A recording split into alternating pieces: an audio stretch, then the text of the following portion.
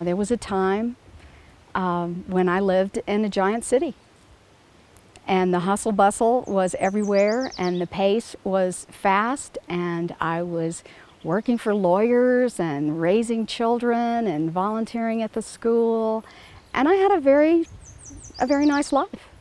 I can't complain, but it was in the heart of a giant city. And yet, as I continued on that journey and on that path of raising a family and just doing what everyone else does, you know, finding a job that can support yourself and doing that job and paying your bills, it can be quite distracting, and it can also be all-consuming. So and what would happen is I would have these moments of heart opening where I would see a beautiful tree and be drawn to it. Even in the heart of a giant city, a beautiful tree would call to me, and I would go and sit under that tree, and that became my church. So people would say, well, what church do you go to? Well, oh, I'm a member at the St. Anne's Catholic Church, and my children go to school there. But where do I worship? It's actually next to my favorite tree.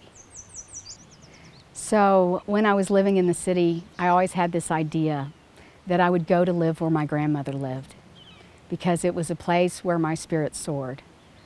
And so it was a beautiful mountain place and also a high desert place.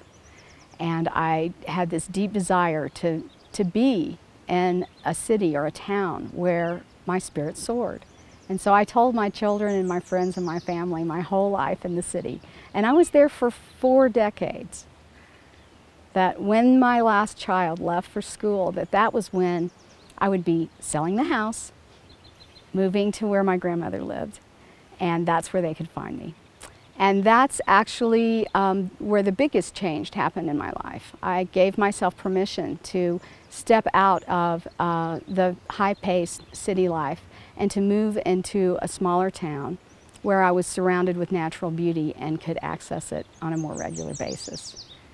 And I moved through that environment, and grace brought a teacher.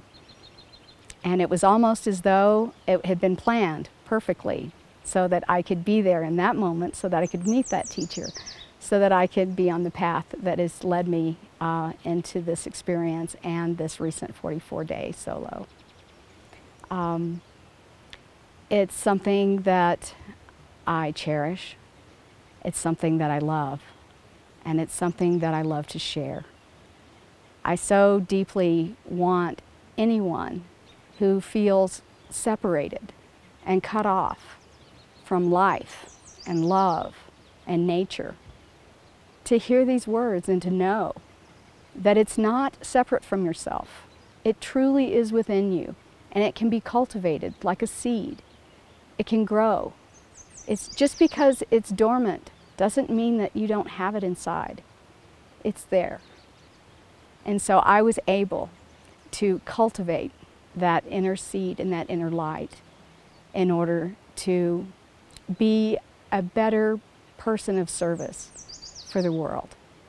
And so that's truly my goal, is to be the person that can truly speak the words that will touch hearts and bring peace, so that we as a species, and I do mean all species, not just human people, I mean all the animals, they're all precious and they're all partners on the earth.